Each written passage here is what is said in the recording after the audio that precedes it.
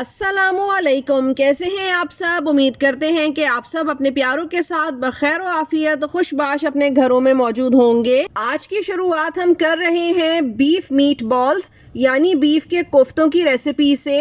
ये मैंने बनाए थे पिज्ज़ा के लिए, क्योंकि मैंने अपनी बर्थडे पे मीट बॉल पिज्ज़ा बनाया था। हमें जो अज्जा दरकार हैं वो कुछ इस तरह हैं कि मैंने आधा किलो बारीक पिसा हुआ कीमा लिया, इसके साथ हस्बे जायका नमक, 2 चाय के चमचे लाल कुटी हुई मिर्च, 1 चाय का चमचा हल्दी, 2 चाय के चम्मच चाट मसाला, 1 चाय का चम्मच सौंठ यानी पिसी हुई अदरक, 1 चाय का चमचा लहसुन अदरक का पेस्ट, 1 खाने का चमचा बेसन, 1 ही खाने का चमचा सोया सॉस और 1 अंडा लिया था, जिसमें से सफ़ेदी इस्तेमाल की मैंने तकरीबन पौने अंडे की। इसके बाद मिक्स करा मैंने और मिक्स करके जब मुझे लगा कि थोड़ा सा ये चटपटा कम है तो मैंने 1.5 से 2 चाय के चमचे मज़ीद चाट मसाला इसमें शामिल किया। चूँकि हर घर का जायका अलग होता है, हमारे यहाँ मैं पहले भी बता चुकी हूँ कि थोड़ा तेज़ मसाला खाया जाता है। इसके बाद मैंने इसे छोड़ा आधे घंटे काउंटर पे, फिर 2 घंटे फ्रिज में रखने के बाद अब मैं इसके छोटे छोटे बॉल्स बना लूँगी। चाहें तो छोटे बना लें जो कि पुलाव में इस्तेमाल हो सकते हैं, पिज्ज़ा में डाले जा सकते हैं और फ्राई करके भी खाए जा सकते हैं। चाहें तो बड़े साइज के कोफ्ते भी बना सकते हैं जिसका सालन बनता है या फिर फ्राई करके खाए जाते हैं। तो दोनों ही सूरतों में ये रेसिपी बहुत ज़बरदस्त है और कोफ्ते टूटते बिल्कुल भी नहीं है। अब यहाँ कोफ्ते बना के थोड़े से कुछ कोफ्ते मैं फ्रिज में रखूँगी जो बाद में इस्तेमाल होंगे, जबकि बाकियों को मैं फ्रीज़र में डाल के फ्रीज़ कर लूँगी। अब यहाँ मैंने कोफ्ते फ्रिज से निकाल कर फ्राइंग पैन में करने थे शैलो फ्राई, और मैं डीप फ्राई नहीं करती, कोशिश करती हूँ कि कम से कम फ्राई किया जाए। चीज़ों को डालकर थोड़ी देर तक चमचा नहीं चलाना, स्पैचुला यूज़ करें, वो ज़्यादा अच्छा है। थोड़ी देर बाद जब एक तरफ से कलर आने लगे तो फिर उसके बाद इसको हम हिलाएंगे और अलट पलट करके पकाएंगे। मैंने ये कीमा 3 बार मशीन से निकलवाया था तो ये जल्दी कुक हो जाएगा। इस तरह से कोफ्ते बहुत अच्छे बनते हैं, जितना बारीक कीमा होगा कोफ्ते उतने अच्छे बनेंगे। यहाँ मैं पूरियाँ बनाने की तैयारी कर रही थी। मैंने लिया था 2 कप मैदा, जिसमें हस्बे जायका तकरीबन 1 चाय का चमचा नमक डाला है मैंने, 3 खाने के चमचे घी इस्तेमाल किया है, आप चाहें तो तेल भी डाल सकते हैं। फिर इसके बाद इसको हाथ से पहले थोड़ी देर मसला है मैदे को इन तमाम चीज़ों के साथ, फिर कुनकुने पानी से इसको गूंद के अच्छी तरह से, डो थोड़ा नरम होना चाहिए, और इसके बाद मैंने गूंद के अच्छी तरह क्लिंग फिल्म लगाकर 4 से 5 घंटे के लिए काउंटर पर ही छोड़ दिया था, फ्रिज में नहीं रखना है। इससे पूरियाँ और भी ज़्यादा नरम बनती हैं। फ्रिज में रख देंगे तो पूरियाँ थोड़ी सी कड़क बनती हैं। यहाँ पर पूरियाँ बनाने का टाइम हो चुका था। आप देख सकते हैं कि कितना नरम आटा गूंदा है। मैं घी या तेल लगा के नहीं बेलती, पूरियाँ मुझसे नहीं बेलती, मैं खुश्का ही लगाती हूँ, मैदा ही है ये भी।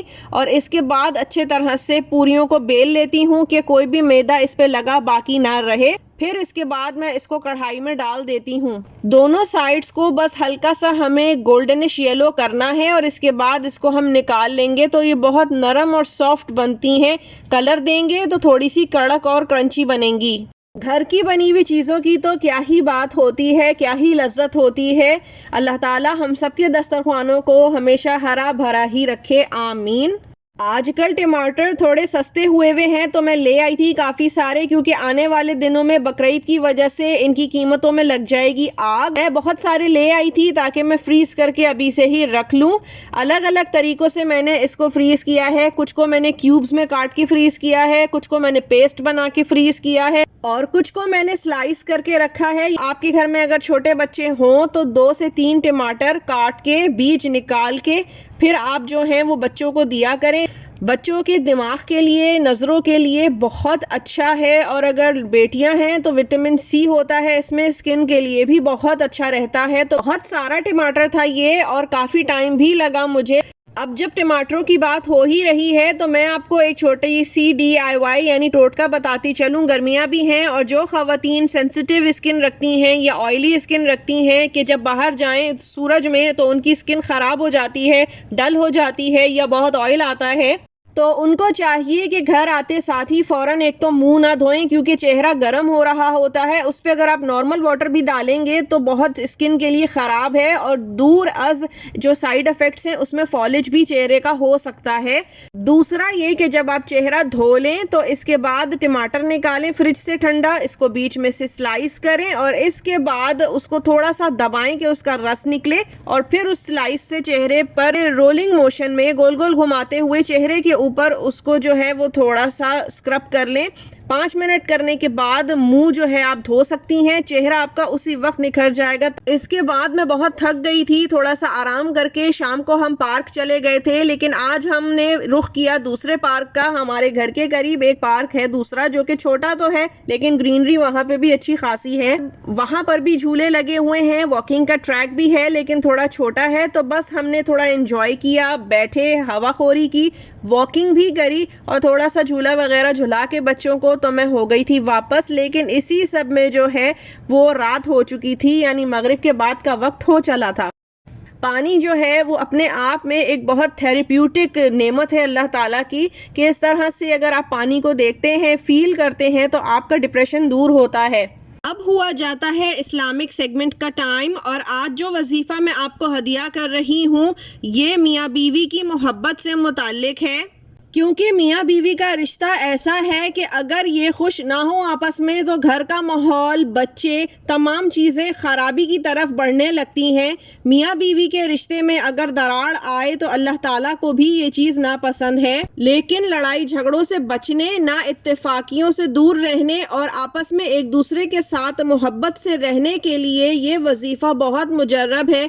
करना कुछ ऐसे है कि अगर कोई बीवी इस सूरत को, जो कि सूरह दहर है, 11 रोज़ तक रोज़ाना 11 मरतबा पढ़ कर अव्वल आखिर 3-3 मरतबा दुरूद इब्राहीमी के साथ पानी पर दम करके अपने शौहर को पिलाए तो वो हमेशा सुखी रहेगी और इसका खावंद इससे हमेशा मोहब्बत में मुब्तला रहेगा और घर में इत्तेफाक और बरकत होगी हमेशा। सूरह दहर कुरान पाक की 76वीं सूरत है और 29वें पारे में मौजूद है। मुझे उम्मीद है मेरी आज की ये बातें भी आपको कारआमद लगी होंगी। अब मुझे अगली दफ़ा तक के लिए इजाज़त दीजिए। अल्लाह हाफ़िज़।